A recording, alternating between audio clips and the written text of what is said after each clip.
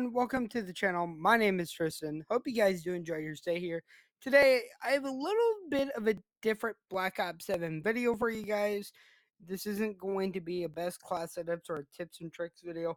More of a discussion between you, me, and anyone in the comments section about everything that is going on right now with Black Ops 7, the matchmaking, as well as many of the different changes that have been made to Black Ops 7 since the beta, and really the reaction around everything, because there seems to be more outrage and just disgust for what Activision and Treyarch have done to Black Ops 7 since the beta, in a way that I haven't seen at any other point in time over the last 20 years of playing Call of Duty, and certainly the last 13 years of being a content creator playing Call of Duty. So, before we get into everything, if you guys could please leave a like on the video, that'd be awesome. As well, guys, subscribe to the channel if you guys are brand new. And also, make sure to turn on that notification bell. It really means a lot. That way, you guys can stay up to date when I post here on the channel. Now, one thing I also want to mention is that there are two specific gameplays that I am showing in this particular video. And these are games in which I easily could have went positive in, but I went double digit negative. I believe the first time I went like in 18 or 19 kills and almost 40 deaths, which is quite atrocious. And on the other gameplay as well, it's about the same result. And these are actually from earlier today of playing. So these aren't stuff from day one or day two of the game coming out, or day zero when people were doing the New Zealand, changing their consoles and IDs and all that. This is as of today, actually just a few hours ago, and I'll show you guys the timestamps for these videos as well on screen so that you guys can understand that. We're going to be talking about a lot of different things. But first, I do want to give the developers some credit. Black Ops 7's beta was phenomenal. Everybody enjoyed open matchmaking. We felt like the movement, the guns, the maps were great. I was having a really great time playing it. I was dropping 30, 40, 50, 60 kill games on the regular with Black Ops 7 during the beta. And on day zero, when everyone was doing the New Zealand stuff, when the game was releasing worldwide and not officially in the US, it was definitely sweaty, but not to the extent that I thought it could have been.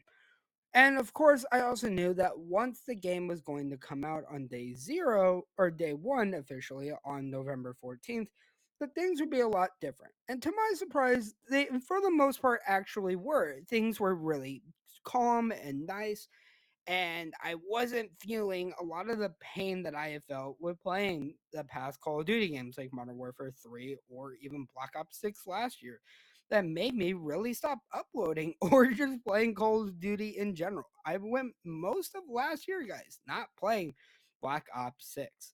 So Black Ops 7 really had a lot of high hopes to live up to. Unfortunately, that's not how things have played out.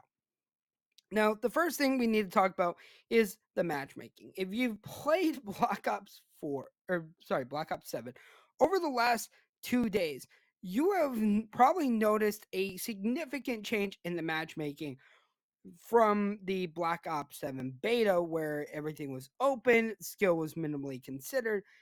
And what people have found out is that in some of the different playlists, both the quick play playlist as well as the standard hub, that all of these are actual ones that have skill based matchmaking mixed in with them. Whereas there are only a few in the core playlist that, or the core, mosh pits, that actually have it where skill is minimally considered.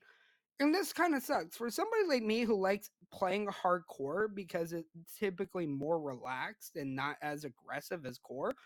The only way to really play hardcore is in the quick play setup. And that means that I'm subjecting myself as a player to aggressive lobbies, but also if I want to be able, just like any of you guys, to switch and have a different experience to core, then that means that I've also got to make sure that I put myself in the right playlist or the right game modes, and that just becomes quite annoying. On top of that, another thing that's also recently come out, and this boggles my mind. I don't know why they chose to do this, but Exclusive Ace made a video about this recently. I'll show a little thing on screen as well as a card on this new channel as well. But he made a video talking about how recently aim assist was nerfed across the board for Black Ops 7 to the tune of 40 or 50% for especially rotational aim assist, when you're moving your right thumbstick or whatever. And I don't think you guys realize how drastic of a change that is. And that's why I wanted to use this particular gameplay. There are so many times where, because of the way that aim assist is now compared to in the beta, I was missing shots. I was having moments where, as well, my screen would literally lag, frame rates would drop, and it meant that I was missing gunfights and getting killed. There were many times on top of that where, because of how the aim assist was in this game, I'd immediately kill two people and get killed in the process of trying to turn around and kill a third person. There's many times as well where people are literally jumping uh, vertically across my screen and able to kill me, even if I'm not in their frame of view, which really kind of sucks. Because as somebody who enjoys being able to get in gunfights, have that exchange, literally getting just thrown to the wolves and not having any sort of breathing really sucks. The only game I can think of as of recently where I actually had a pleasant environment was when I was playing like Domination on Den, and I was having to sit on a mantle and basically just headshot people with a marksman rifle, because that was the only way realistically that I was finding enjoyment in the game. And it kind of sucks when having to say that. I don't think a lot of people realize that it's just quite literally a sweat fest. And that leads me to my other thing I want to talk about is the imbalance of weapons in this game, dude. This is a game right now, I guarantee you, where if you go on to any playlist, the majority of the people in the game that you are probably going to play or subsequent games after that are all running the same meta weapons, whether it's a particular assault rifle like the M15, or they're running the most overpowered sniper. Thankfully, I've not run into anybody who is using a shotgun, but also it feels like nobody's using SMGs in this game for the most part. The SMGs are quite literally lacking, and that's especially at close range because of the aim assist nerf. That means that you're not really going to be able to have a good experience playing with a submachine gun. And if you don't really have a good experience with that, you're going to go to the meta weapons hoping that you'll be able to kill somebody.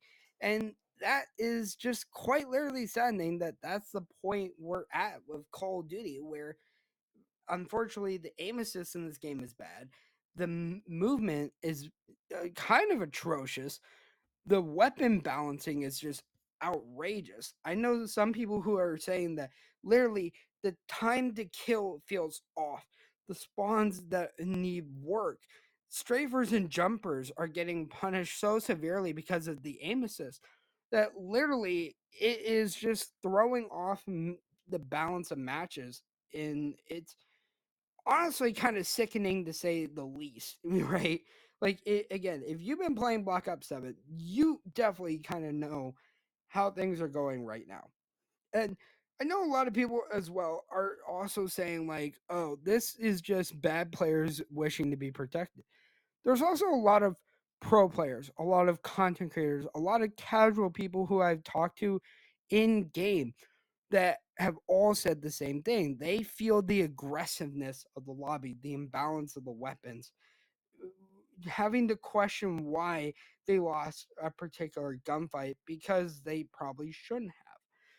And also, let's talk a little bit about the campaign, right? The Black Ops 7 campaign. A lot of people had hopes for this.